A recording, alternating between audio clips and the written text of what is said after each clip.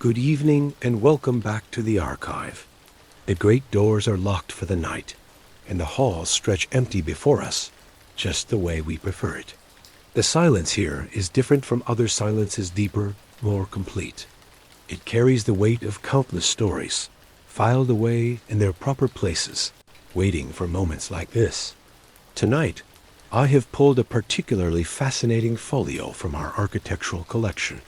It sits here before me now, bound in dark leather that has grown soft with age, its brass corners dulled to the color of old pennies. The pages whisper as I turn them, releasing that distinctive scent of old paper and forgotten dreams. This collection documents a peculiar human tendency, our compulsion to build monuments to our own ambitions, structures so grand they transcend mere function and become something else entirely. Statements of power, symbols of vision, testaments to the age-old belief that if we build it tall enough, grand enough, impressive enough, surely it will stand as proof of our greatness. But sometimes, more often than we care to admit, these monuments become something quite different. They become archives of folly, specimens of the gap between what we dream and what we can actually accomplish. Before we open this folio together, if you find yourself drawn to these quiet explorations of human nature, these gentle examinations of our ancestors' grand mistakes, I invite you to subscribe to our archive. It ensures you'll be among the first to know when we uncover a new exhibit from the vast collection of human folly. Now, let us begin. Case File 1, The Grand Illusion. The Ryugyong Hotel, Pyongyang's Pyramid of Doom. The first specimen in our architectural collection towers 105 stories above the city of Pyongyang, its concrete shoulders piercing the North Korean sky like a brutalist arrow aimed at heaven itself. In the archive, we have filed this under the designation, the Pyramid of Doom, though officially it bears the more prosaic name of the Ryugyong Hotel. Picture, if you will, the year 1987. The world was a different place then. The Berlin Wall still divided east and west. The Soviet Union seemed as permanent as the mountains. And in North Korea, the ambitions of the Kim dynasty burned with particular intensity. It was in this climate of Cold War competition that someone we can imagine them hunched over, architectural drawings in a smoke-filled room conceived of something magnificent, something that would show the world what North Korean socialism could accomplish. They would build the tallest hotel in the world. The vision was intoxicating in its scope, 105 floors reaching 330 meters into the sky, 3,000 rooms that would accommodate visitors from around the globe, 5 revolving restaurants at the top that would offer panoramic views of the socialist paradise below. The building would be shaped like a pyramid, but inverted narrow at the base, widening as it climbed, defying both gravity and conventional architectural wisdom with typical North Korean audacity. The groundbreaking ceremony was held with great fanfare. Officials in dark suits applauded as the first concrete was poured. State media proclaimed it a triumph of socialist engineering, a beacon that would guide the world toward a better future. Construction began with the urgency of a nation trying to prove itself on the world stage. But here, in the quiet of our archive, we can examine the marginalia that tell a different story, the financial projections that existed more in hope than reality, the engineering challenges that were acknowledged with optimistic footnotes, the timeline that assumed everything would proceed according to plan, as if large construction projects ever do. By 1992, 5 years into construction, something had gone terribly wrong. The Soviet Union, North Korea's primary benefactor and economic lifeline, had collapsed the previous year. The money that had flowed like water into this concrete pyramid suddenly stopped. Construction cranes fell silent. Workers packed up their tools and disappeared into the city below. And there it stood 2/3 complete, a 105-story question mark against the Pyongyang skyline. What's remarkable about this specimen is not just its scale, but its persistence. Most abandoned construction projects are quietly demolished, their failures swept away and forgotten. But the Ryugyong Hotel proved too large, too expensive to remove. It became instead a monument to unfinished ambition, visible from almost anywhere in Pyongyang, a constant reminder of dreams deferred. The North Korean government, with characteristic determination to control narrative, simply pretended it wasn't there. For years, official photographs of Pyongyang were carefully cropped to exclude the building. Maps omitted it. It became what we might call an architectural unperson, 105 stories of concrete and steel that officially did not exist. Foreign visitors who glimpsed it through bus windows were told it was under renovation. Journalists who asked about it were given vague responses about technical adjustments and improvements to the design. The building became a kind of architectural stingers, cats simultaneously there and not there, finished and unfinished, success and failure, existing in quantum superposition. In 2008, nearly 2 decades after construction had stopped, something unexpected happened. Egyptian company Orascom Group, flush with telecommunications ambitions in North Korea, agreed to fund the completion of the hotel's exterior. Suddenly, after years of gray concrete nakedness, the pyramid began to sprout a skin of blue-tinted glass. From a distance, it almost looked complete. The glass panels reflected the sky. The building seemed to shimmer with possibility. State media cautiously began to acknowledge its existence again. There were whispers of a grand opening, of international guests, of the vindication of the original vision. But here in the archive, we have learned to examine such claims carefully. The glass facade, impressive as it appeared, was largely cosmetic. Behind those gleaming panels, the interior remained a hollow shell. There were no elevators, no plumbing, no electrical systems capable of serving 3,000 rooms. The 5 revolving restaurants existed only as empty spaces waiting for equipment that never came.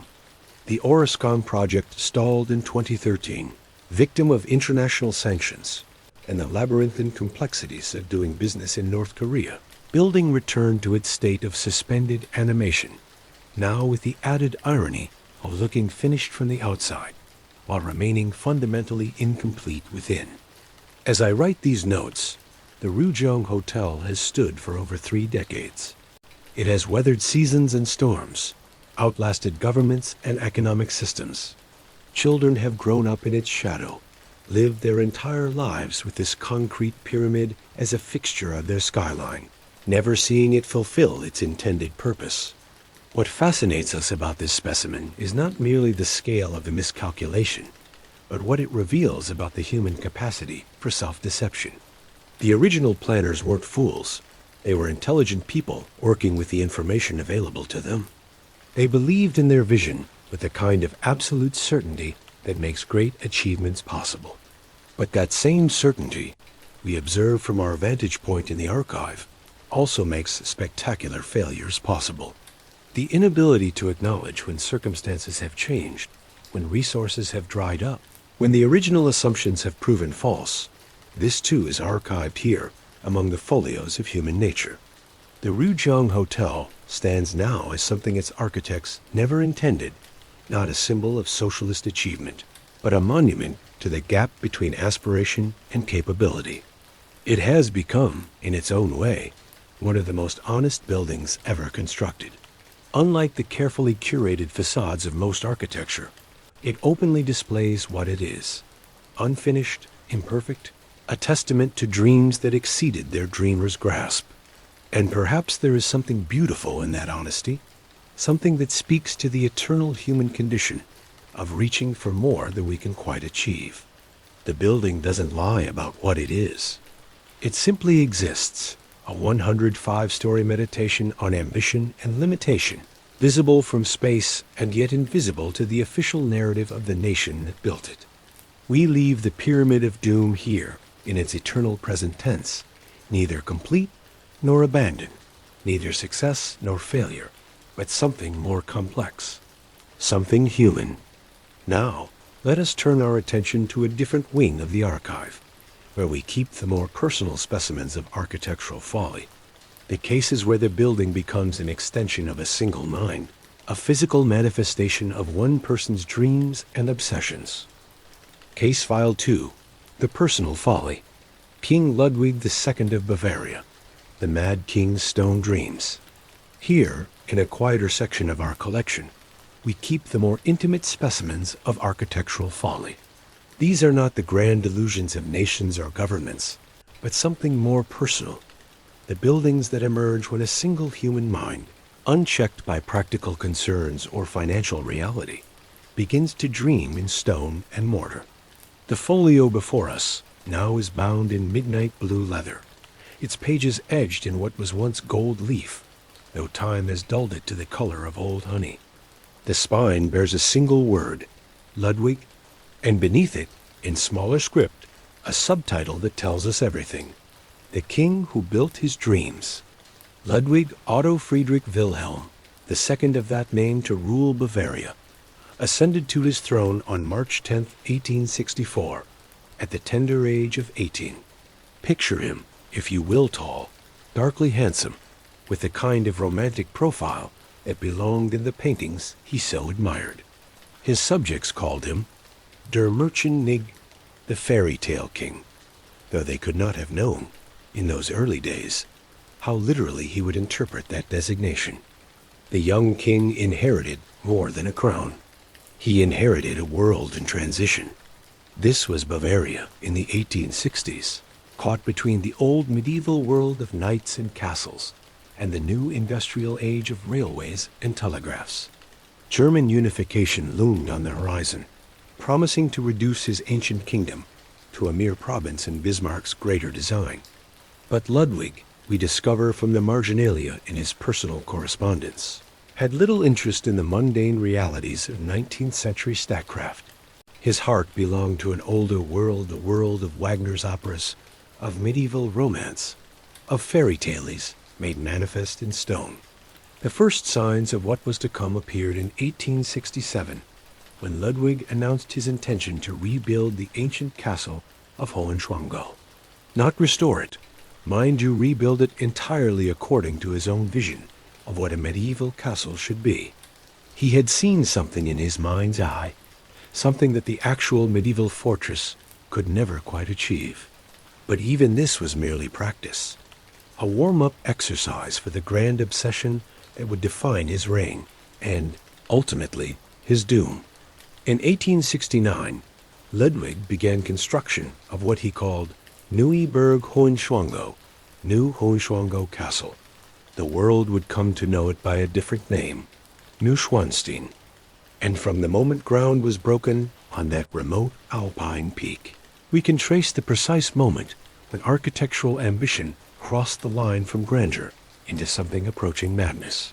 The plans for Neuschwanstein exist still in our collection, and examining them is like peering into the mind of a man who had confused fantasy with reality.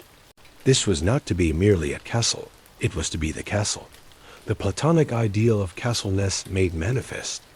Every fairy tale Ludwig had ever heard, every Wagnerian opera he had ever seen, every romantic painting he had ever admired, all of it would be synthesized into this single, impossible structure. The throne room was designed as a Byzantine basilica, complete with a massive chandelier shaped like a crown. The Singers' Hall was modeled after the Wartburg's legendary venue, where medieval minnesingers had supposedly competed in contests of courtly love. Ludwig's bedroom was to be carved entirely from oak, depicting the legend of Tristan and Isolde. Every room told a story, every corridor was a stage set, every window was positioned to frame the perfect view of the Alps beyond. But here, in the quiet of our archive, we must pause to examine the human cost of such dreams. The castle required technologies that barely existed: central heating systems, running water, even a primitive telephone network. It demanded craftsmanship of the highest order: wood carvers, painters, metalworkers, all laboring to create not just a building, but a complete fantasy world. The expense was astronomical. Our financial records show that Neuschwanstein alone consumed over 6 million marks, a sum that, adjusted for inflation, would approach hundreds of millions in today's currency. But Ludwig was not content with one impossible castle. As construction continued on Neuschwanstein, he began planning others. Linderhof, a Rococo pleasure palace inspired by Versailles, but executed with distinctly Germanic intensity. Herrenchiemsee, a direct copy of Versailles itself, built on an island in a Bavarian lake, because if Louis XIV could have one palace of mirrors, Ludwig would have one too, only larger and more elaborate. Each project fed the next. Each castle demanded to be outdone by its successor. Ludwig's architects first, Christian Jank, then Georg von Dahlmann. Finally, Julius Hoffmann found themselves caught between genius and madness, tasked with bringing impossible visions to life, while somehow maintaining the basic principles of engineering and physics. The king's correspondence from this period makes for fascinating, if troubling, reading. Letters to his architects filled with midnight inspirations. The dining room must be moved to capture the morning light on the frescoes. Add another tower, no. 2 towers, no. A whole wing dedicated to the Lohengrin legend. Tear down what we built last month. I have had a better vision. His ministers watched in growing alarm as the royal treasury emptied itself into these mountain eyries. Bavaria's debt mounted while Ludwig retreated ever further from the mundane business of kingship, preferring to spend his nights in the half-finished rooms of Neuschwanstein, alone with his dreams and his growing paranoia. The irony, of course, is exquisite. Ludwig built these castles as refuges from the modern world, as sanctuaries where the old ways could survive the industrial age. But the only way to build such castles was to employ the most advanced technology of that modern world steel construction techniques. Precision engineering, mass-produced decorative elements that could simulate hand-carved medieval details. His fairy tale castles were, in fact, marvels of 19th century industrial capability, as modern in their own way as any railway or factory. The medieval past Ludwig sought to preserve existed only as a fantasy, achievable only through the very modernity he was trying to escape. By 1885, with 3 castles in various stages of completion and plans for more, the inevitable reckoning arrived. The Bavarian government, the royal family, even Ludwig's own physicians began to whisper the word that would seal his fate. Mad? The medical report compiled by Dr. Bernhard von Gudden makes for sobering reading. His Majesty shows clear signs of mental derangement, the doctor wrote. His obsession with building has reached pathological proportions. He speaks more to the portraits on his walls than to living courtiers. He believes himself to be living in the 14th century. On June 10, 1886, a commission of state officials arrived at Neuschwanstein to inform Ludwig that he had been declared unfit to rule. His brother Otto would serve as regent. Ludwig himself would be confined for medical treatment. The king who had built his dreams in stone was to be imprisoned in rooms not of his own design. 3 days later, Ludwig was found dead in the shallows of Lake Starnberg, along with Dr. Gudden. The official verdict was suicide, though the circumstances remain, even now, shrouded in mystery. Some say he was murdered by those who feared what secrets he might reveal. Others believe he simply could not bear the thought of a world where his castles would remain forever incomplete, his dreams forever unfulfilled. Neuschwanstein was never finished according to Ludwig's original vision. Of the 200 rooms he planned, only 15 were completed during his lifetime. The great throne room still lacks its throne. The singers' hall never heard the mini-singers he imagined would perform there. And yet, and this is where our examination of folly becomes something more complex, Ludwig's incomplete dream has outlived him in ways he never could have imagined. Neuschwanstein Castle, that monument to impractical romanticism, has become one of the most visited tourist destinations in Europe. Walt Disney based his fairy tale castle on Ludwig's design. Millions of people each year climb that alpine road to see what one man's imagination looked like when carved from stone. The Mad King's Folly has become, in its own strange way, a kind of success.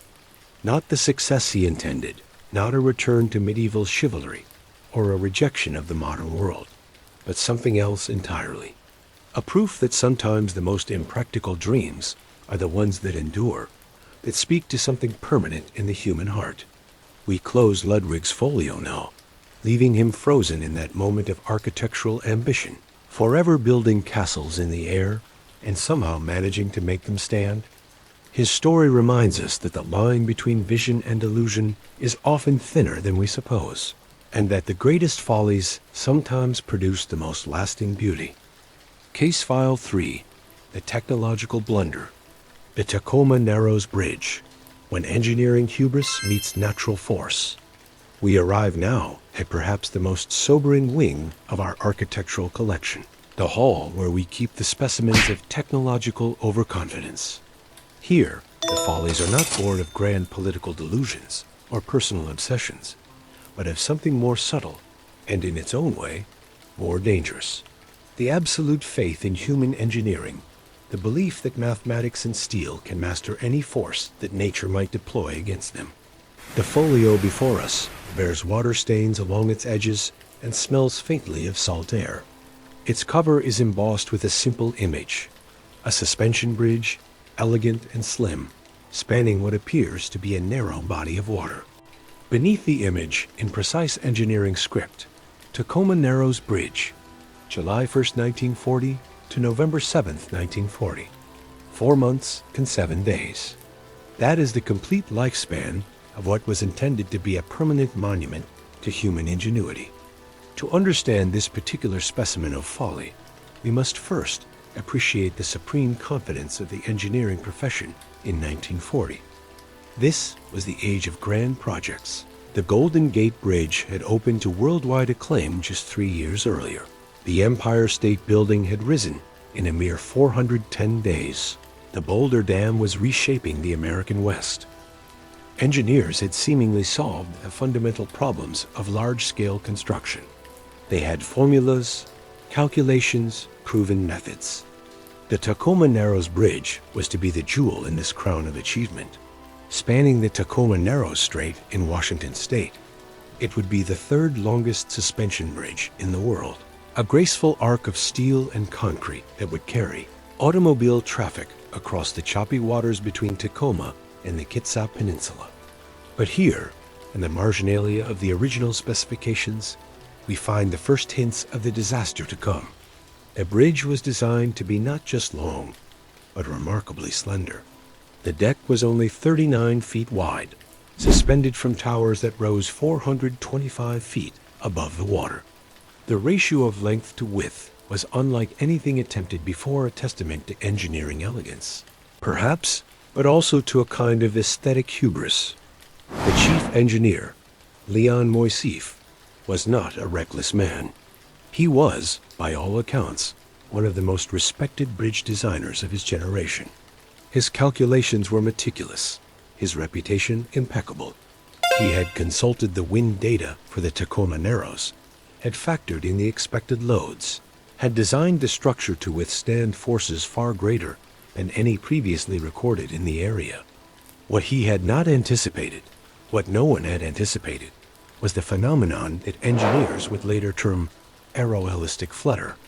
The opening ceremonies on July 1st, 1940 were magnificent. Governor Clarence Martin cut the ribbon as brass bands played and crowds cheered. The bridge was immediately christened Galloping Gertie by locals, who noticed that even in light winds, the deck had a tendency to undulate gently, rising and falling in long, slow waves that were visible from shore. But rather than concern, this motion generated a kind of delighted fascination. People drove across the bridge, not just for transportation, but for the thrill of riding the waves. The undulation was gentle, almost soothing, like being rocked in a giant cradle suspended high above the water. Engineers assured the public that this was perfectly normal. All suspension bridges moved somewhat in the wind. It was, they explained, actually a sign that the structure was flexible enough to handle stress. The mathematics supported this view. The materials were sound. The bridge was, by every measure available to 1940s engineering, completely safe. For 4 months, Galloping Gertie carried traffic across the Narrows without incident. Commuters grew accustomed to the gentle rolling motion. Children pressed their faces to car windows to watch the horizon rise and fall. The bridge became not just a means of transportation, but a tourist attraction in its own right. On the morning of November 7, 1940, Leonard Coatsworth, a reporter for the Tacoma News-Tribune, was driving across the bridge when he noticed something different about the motion. Instead of the familiar gentle undulation, the deck was twisting, rising on one side, while the other side dropped, then reversing, like a ribbon being twisted by invisible hands. Coatsworth abandoned his car in the middle of the span and crawled on his hands and knees toward what he hoped was safety. Behind him, his car, along with the dog trapped inside it, rode the bridge deck like a ship in a storm, rising and falling through arcs of 28 feet or more. Professor F.B. Farquharson of the University of Washington had been studying the bridge's motion for months, setting up cameras and instruments to document what everyone still believed was an interesting but harmless phenomenon. On that November morning, he found himself with a front row seat to one of engineering's most spectacular failures. His footage, grainy, black and white, but hauntingly clear, shows us the final minutes of what had been a triumph of human engineering. The bridge deck writhing like a living thing, twisting itself into impossible shapes, the suspension cables whipping through the air like the strings of some enormous, broken violin. At 11 May, after hours of increasingly violent motion, a section of the bridge deck simply let go. A 600-foot span twisted completely over, hung for a moment upside down, then tore free and plummeted into the Narrows below. The rest of the structure followed in a cascade of fallen steel and concrete that could be heard for miles. In the aftermath, as divers searched the wreckage and investigators combed through the debris, the engineering community faced a humbling reckoning. The failure had not been caused by earthquake, hurricane, or any extraordinary natural disaster. The wind that morning had been recorded at only 42 miles per hour strong, but well within the parameters the bridge had been designed to withstand. The problem, investigators eventually determined, was resonance. The bridge's slender design, so elegant and economical, had created the perfect conditions for a phenomenon that engineers had observed in laboratory models, but never anticipated in real-world structures. The wind across the Narrows had found the bridge's natural frequency, like a tuning fork, struck at precisely the right pitch. Theodor von Karman, one of the world's leading authorities on fluid dynamics, was brought in to lead the investigation. His report, filed away here in our collection, makes for sobering reading. The mathematical models that had been used to design the bridge were correct, as far as they went. But they were incomplete. They accounted for static loads, dynamic loads, even extreme weather events. What they did not account for was the bridge's own role in creating the forces that would destroy it. The slender deck, buffeted by wind, had begun to shed vortices, spiraling currents of air that peeled away from the structure in regular pulses. These vortices struck the bridge at precisely the frequency needed to amplify its natural tendency to twist. The structure had, in effect, taught the wind how to destroy it. What makes this specimen particularly fascinating is not just the scale of the engineering miscalculation, but what it reveals about the nature of scientific hubris. Leon Moisseiff and his team were not careless or incompetent. They were, by the standards of their time, exemplary engineers working with the best available knowledge. The failure of the Tacoma Narrows Bridge was not the result of ignorance, but of the dangerous belief that they knew enough. They had formulas that worked for other bridges, mathematical models that had proven reliable, decades of successful experience to draw upon. What they lacked was the humility to acknowledge that every structure exists in dialogue with forces that cannot be fully predicted or controlled. The lessons learned from Galloping Gertie's destruction revolutionized bridge engineering. Wind tunnel testing became mandatory for all major spans. Computer modeling began to account for dynamic interactions between structures and the environment.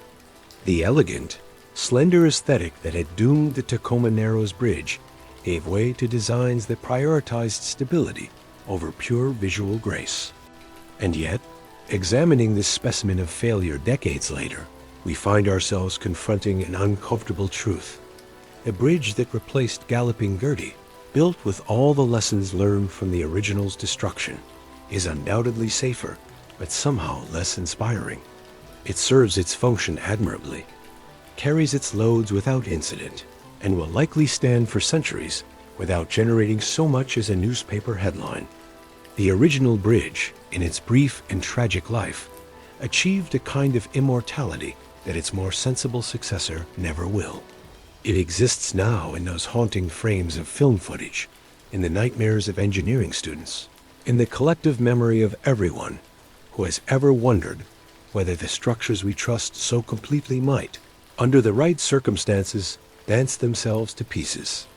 We leave the Tacoma Narrows Bridge here in our collection, a reminder that confidence and competence are not the same thing, that the most dangerous failures often come not from ignorance, but from the illusion of knowledge. Its twisted remains lie still at the bottom of Puget Sound, home now to fish and sea anemones, serving finally as a foundation for life rather than a pathway for human ambition. Case File 4, The Hindsight File, Pruitt-Igoe, the utopian dream that became an urban nightmare. We arrive now at the most melancholy section of our archive, the wing we call the Hindsight Files. These are not specimens of obvious folly, not monuments to ego or miscalculation, but something more troubling, examples of human endeavors that succeeded completely at their intended purpose and, in doing so, revealed the profound inadequacy of that purpose itself. The folio before us is bound in utilitarian gray cloth, its pages filled with sociological studies, urban planning documents, and photographs that grow progressively more heartbreaking as the years advance. The cover bears a simple legend: Pruitt-Igoe Housing Project, St. Louis, Missouri 1954-1976. And beneath it, in smaller text that someone has added by hand, the road to hell, paved with the best intentions. To understand this particular specimen, we must first transport ourselves back to the St. Louis of the early 1950s. Picture a city in transition, the urban core hollowed out by white flight to the suburbs, the old tenement neighborhoods crumbling under the weight of decades of neglect, families living in conditions that would have shocked Charles Dickens. Something clearly had to be done. And here, rising from the pages of our folio like a vision of redemption, was the solution. Pruitt-Igoe, a complex of 33 11-story buildings that would house 15,000 residents in clean, modern apartments complete with indoor plumbing, central heating, and elevators. It would be urban renewal in its purest form, a complete replacement of the chaotic, diseased old city with something rational, healthy, and humane. The architect chosen for this monumental task was Minoru Yamasaki. Yes, the same man who would later design the World Trade Center towers. In 1951, Yamasaki was a rising star of the international style, a believer in the modernist creed that good design could solve social problems. His vision for Pruitt-Igoe embodied everything that forward-thinking planners believed about housing, community, and human nature. The press coverage from the opening ceremonies makes for fascinating reading.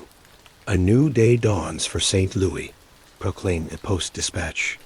Architectural Review praised the complex's bold simplicity and human scale. Social workers and housing advocates spoke glowingly of the project's potential to transform not just living conditions, but lives themselves. And indeed, in those early months, Pruitt-Igoe seemed to justify every hopeful prediction. Families moved from overcrowded, rat-infested tenements into apartments with private bathrooms and modern kitchens. Children who had never seen an elevator rode up and down for the sheer joy of it. The laundries in the basements buzzed with activity and conversation. For a brief, shining moment, it seemed that modernist architecture had delivered on its promise to create a better world. But here, In the marginalia of social worker reports and maintenance records, we begin to detect the first signs of trouble. The elevators, modern marvels when new, began to break down with increasing frequency. The long, unadorned corridors that had looked so clean and rational in the photographs began to feel institutional, even oppressive.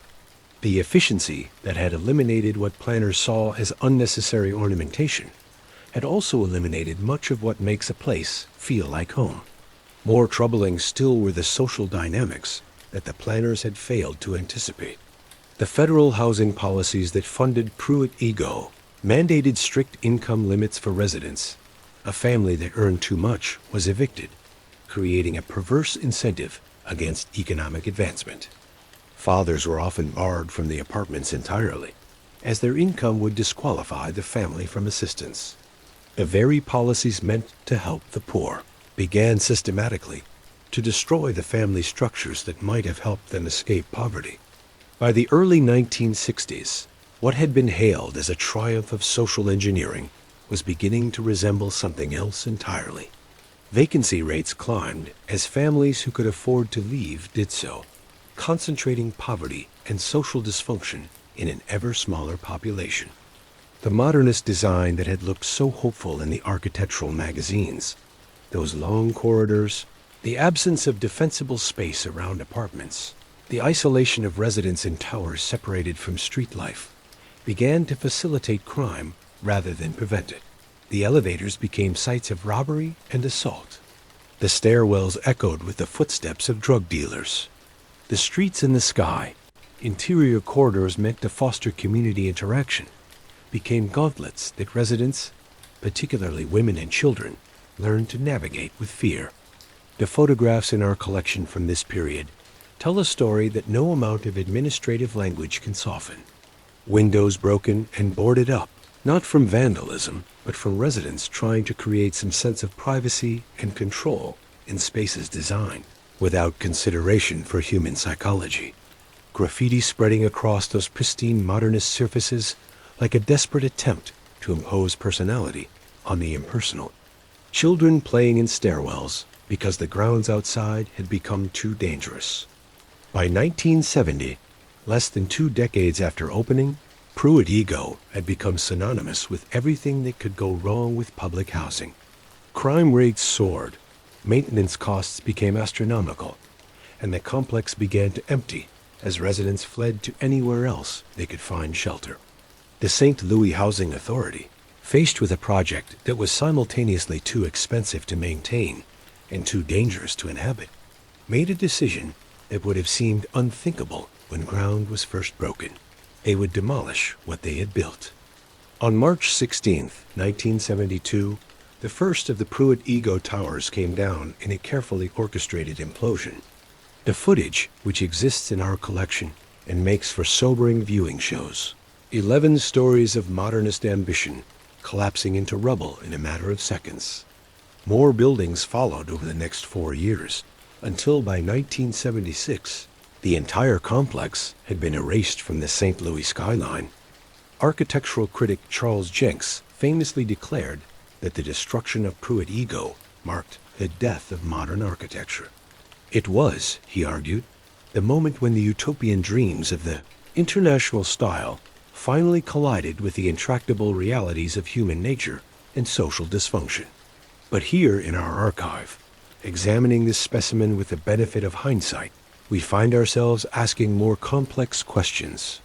Was Pruitt-Igoe a failure of architecture, or a failure of the social and economic policies that shaped how it was used? Was Yamasaki's design inherently flawed, or was it simply asked to solve problems, poverty, racism, economic inequality, that no building, however well designed, could possibly address? The evidence suggests a more nuanced verdict. Other housing projects built to similar designs in different cities, with different policies and different populations, fared much better. Some, indeed, became models of successful public housing. The specific combination of factors that doomed Pruitt-Igoe, the concentration of poverty, the exclusion of working families, the lack of services and economic opportunities, were policy choices not architectural inevitabilities. Today, the site where Pruitt-Igoe once stood is largely empty, a forest of scrubby trees and overgrown grass, punctuated by the occasional foundation remnant.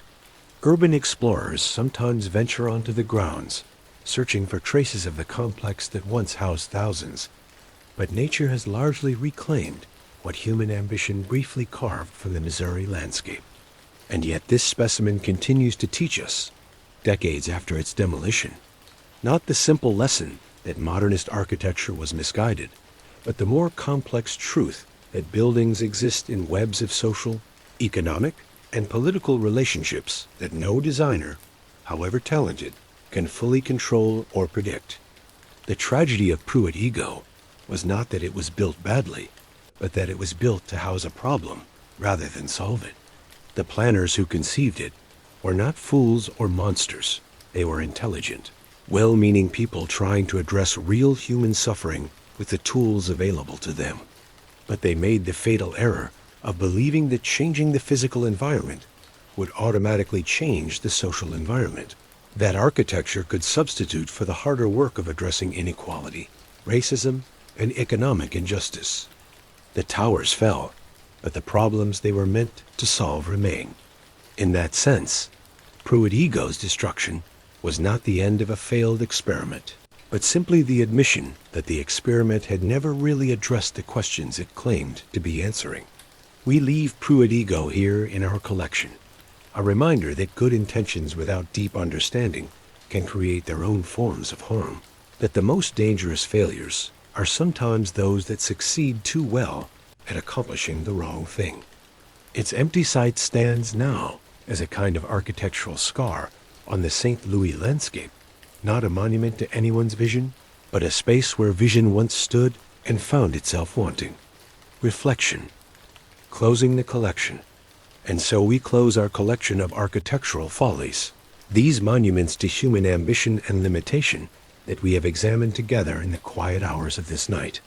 4 case files, 4 different specimens of the eternal human tendency to reach beyond our grasp, sometimes magnificently, sometimes catastrophically, always revealingly.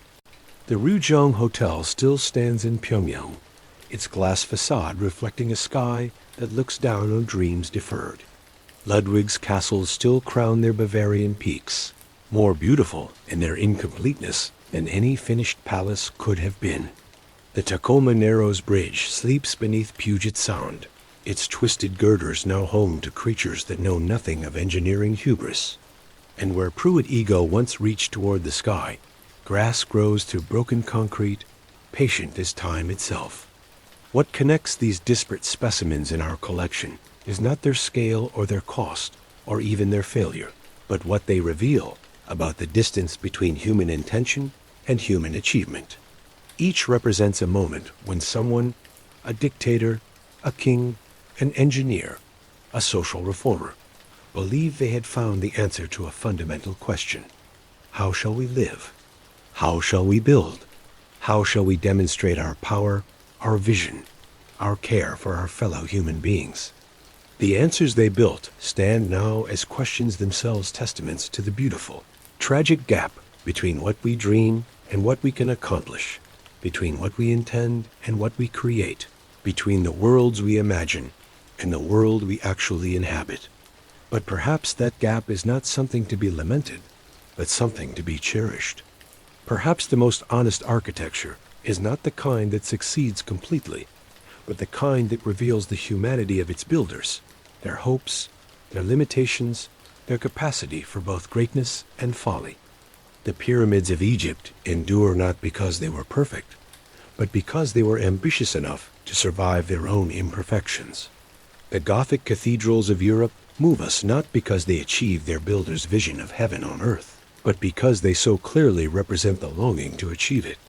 Tonight's examination reminds us that every building is, in its own way, an act of faith that materials will hold, that plans will work, that tomorrow's world will have room for today's dreams. Sometimes that faith is vindicated, sometimes it is betrayed, but it is never entirely misplaced. For even our greatest architectural failures contributes something to the ongoing human conversation about how we might live, build, and dream. The sun is rising now over our archive, and with it comes the end of our quiet explorations. Somewhere in the world, new buildings are being planned, new visions are taking shape, new monuments to human ambition are rising from drawing boards into reality. Some will endure, some will fall, all will teach us something about ourselves. For now, though, leave these worries here among the folios and specimens of our collection. Rest now in the knowledge that human folly, like human achievement, is eternal, and that both serve, in their own ways, to remind us of what it means to be gloriously, imperfectly, persistently human. Sleep well until we meet again in the quiet halls of memory and dreams.